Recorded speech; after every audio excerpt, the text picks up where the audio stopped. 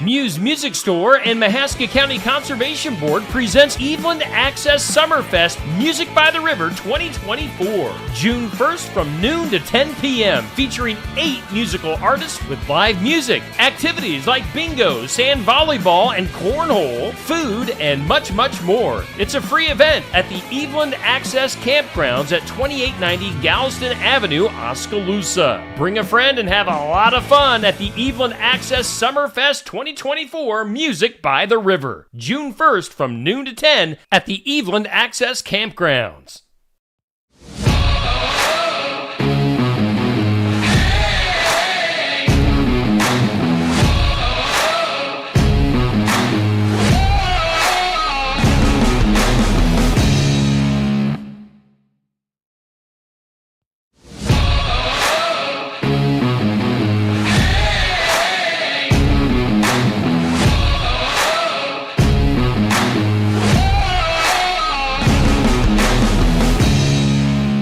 Hey, and good evening. Welcome into Tuesday Night Tune. So we do thank all of our sponsors for making our broadcast possible. That includes Milo's Tree Service, Sinclair Napa, Van Donsler Automotive, Sigourney Body Shop, Sigourney Motors, Sigourney Tree Care, and Christy Tarr at American Family Insurance. Let's take it now to Safe Grafke. Safe, what is going on this fine Tuesday evening?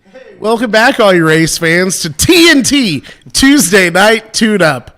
We are so excited to have you here. We got Neil over here being the heckler of the night. Unbelievable. Tell you what, doing this in front of a live audience is a lot harder than when we were doing this as a podcast back in the day, believe it or not. Especially when you got guys like Neil over there. But we're having fun. Again, welcome back to the Tuesday Night Through here.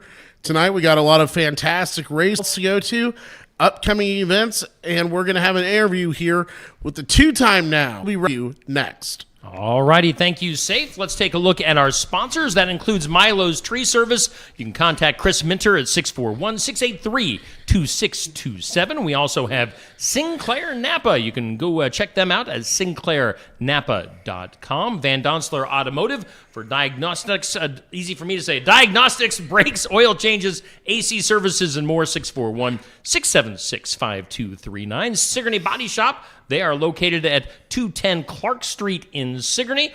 Then head on over to see CJ Fitzgerald at Sigourney Motors for sales and service, 641-224-8005. American Family Insurance, all your protection under one roof. You can email teamtar at amfam.com. Those are our sponsors on Tuesday Night Tune-Up. Let's go back to Safe Grafke and his host, or I should say his guest for tonight's show on TNT. Welcome back, race fans, to TNT. It's time for our interview segment of the night. AJ's now running in a couple different classes. He's running the number 93 car in the Clow Valve non-wing class at Oskaloosa. You can also see him at Knoxville Raceway driving the number 8J in the Pro Sprint class. And you might even see him in the wintertime running at the Chili Bowl.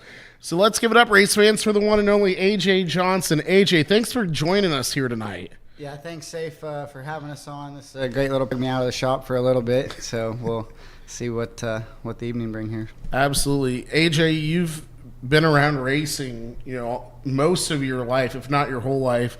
Your dad, Tony, raced, watching grow up, going looked like for you over the years. Yeah, I've been really blessed. My stepdad, my mom got me a go-kart, kind of cool, very well-known Joe Ferguson car owner in the area. Lucky to house my stuff out there and race for them for a while, and then it just kind of snowballs. Once racing has you, it has you. So I think even the guys that hang it up still have to think about it almost every single day. But things just kind of progressed to renting a midget from Johnny Murdoch and, running Burlington one time in a midget, pretty much up in 305 with the struggle on keeping an engine together. And a little further down the road, I met Rick Germer, and then this wonderful partnership with Lynn Donahue out of Monroe with Jersey Freeze, and now we're turning laps at the world-renowned Knoxville Raceway. So. Absolutely, and AJ, there's a lot of differences between the driving style of a non-wing sprint car and a in a wing sprint car, with the downforce, everything like that. What are some things that really you could tell people about that they might not realize the biggest struggles as a car driver switching back and forth between those two classes? Sure. I see first on your list there, we've seen Larson, jump from discipline to discipline. And I think it's a matter of just turning the brain on and off and just really, you don't do things in a go-kart that you would do in a stock car. And so if you jump around, I pride myself in my racecraft, and I've always believed in myself. Funding is the biggest part of this whole. You can be the fastest guy in the country. If you don't have the funding, you sit at home. So realistically, the difference in the two cars are you really get a lot more aggressive with the wing because you can trust it. The non-wing, though, you are way more saw in the car and a lot more throttle control. And the difference of the two cars I'm running right now, I'm running 535 horse on Saturday night and then getting in a 700 and some horse 360 on Wednesday night.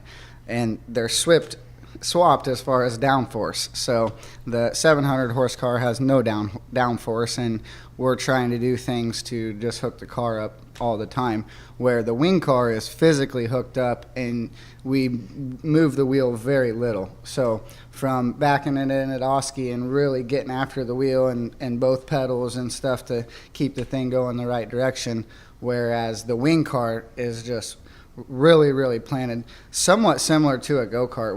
When the car is good, it's very little. Talking about running at Knoxville, it's always been, dreams of a lot of people and stuff like that. So you're pretty darn successful at Knoxville, if I don't say so myself, in the Pro Sprint Series. So what's that like been for you, knowing that you're going to Knoxville? Bought into a used car, you don't know exactly what you're getting. I wasn't worried about the chassis being a little older or nothing, but as far as engine package, we spent the first 4 or 5 nights of the season blessed to get a couple rainouts because we had issues from the get-go. I'd like to thank Bill Gibson for getting me on track there, but to settle down and then win, we won our 5th night in the wing car. Before that, I would say I have no laps at trials or run 3 laps in a heat race and have another issue, or I think we completed like 10 laps of a 15-lap feature and lost a left rear wheel running 3rd. So we've had some decent showings, but it's nice to technically catch Matthew Stelzer for 5th in points. The last night of the last race of the season, he had me pretty well gapped. All he's got to do is mostly finish. Well, they broke a goofy steering arm.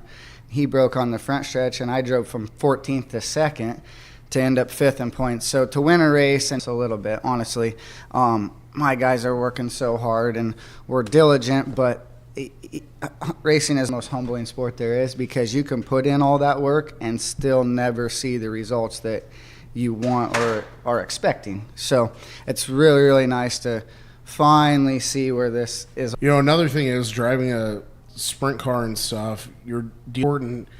It's the most. The midget is so demanding, even though it's the lightest agile. Then you're just same thing. No wing. You're doing a lot of, but I really do pride myself in staying healthy, staying fit, trying to hold on to these things because even after the wing car the other night, I got out there and I told my guys, I'm like, my left calf was a little bit stiff from drag and brake, and I'm like, these things are the most physical. I mean, I wrestled my whole life. Over, just drive, be smooth.